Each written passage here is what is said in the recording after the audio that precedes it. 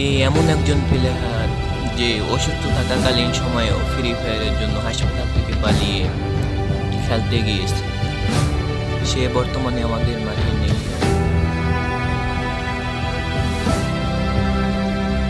ছিল ক্যানোলা নিয়েও খেলতে চাইছে, মানা করছি, পরে নাদি সহ নিয়ে গেছে।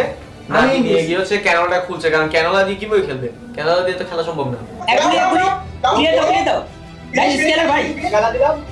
$590 এর শট ফিনিশেস গুলো বের করতে পারবে কিনা? চিতা প্রথম নক বের করলো। Rafim the last man surviving.